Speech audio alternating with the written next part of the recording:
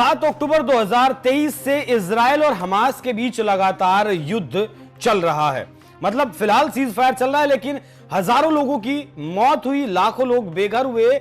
उसके बावजूद भी इजरायल में बेंजामिन नेतन्याहू के गठबंधन की जो सरकार है उसे आंच नहीं आई।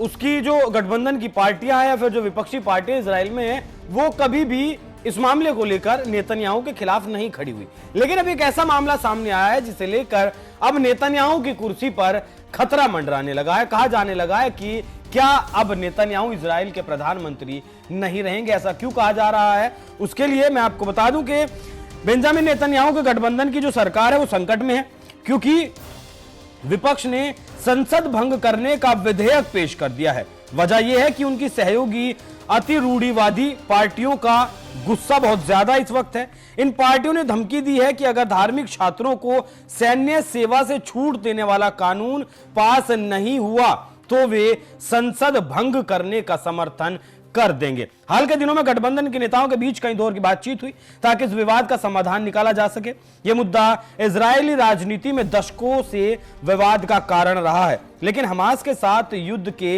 21वें महीने में यह और भी ज्यादा संवेदनशील हो गया।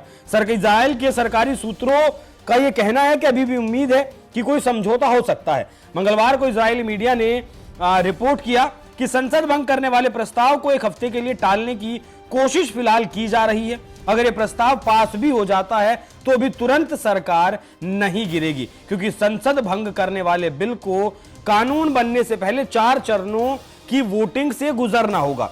नेतन्याहू के गठबंधन में शामिल जो दल हैं, 2 दल हैं, इस मुद्दे से बेहद नाराज हैं। इजरायल के सुप्रीम कोर्ट ने 2017 में धार्मिक छात्रों को सैन्य सेवा से छूट को असंवैधानिक करार दिया था। तब से लेकर अब तक कई सरकारें इस पर कोई कानून पास नहीं कर पाई थी, लेकिन पिछले हफ्ते छोटी पार्टी यूनाइटेड टोरा जुडाइज्म ने ऐलान किया कि अगर कोई समाधान नहीं निकला तो वो संसद भंग करने के पक्ष में वोट करेंगी।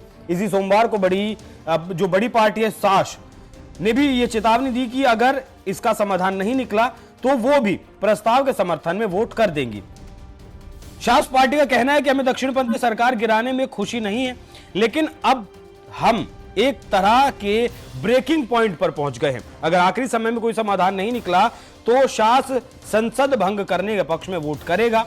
अधिकारियों का यह भी कहना है कि संसद भंग करने की पूरी प्रक्रिया हफ्तों या महीनों तक चल सकती है। गठबंधन ने बुधवार को संसद की कार्यसूची में दर्जनों बिल जोड़ दिए ताकि समय खींचा जा सके। नेतन्याहू की लिकुड पार्टी उस समिति को भी नियंत्रित करती है जो तय करेगी कि प्रस्ताव कितनी तेजी से आगे बढ़ेगा। तो ये जो मामला है कि धार्मिक छात्रों को सैन्य सेवा से छूट देने का जो प्रावधान है, उसे असंवैधानिक जो करार दिया था, वो अब नेतन्याहू के गले की लगता है फांस बन चुका है। बाकी अब देखना होगा जिस तरीके से उनके समर्थित दल या फिर विपक्षी दल जिस तरीके से नेतन्याहू के खिलाफ उतरे हैं, उसके बाद क्या नेतन्याहू को इजराइल से अपनी कुर्सी गंवानी पड़ेगी, ये बड़ा सवाल है। बाकी आप इस विषय पर क्या सोचते हैं, कमेंट कर जरूर बताइएगा। नमस्कार।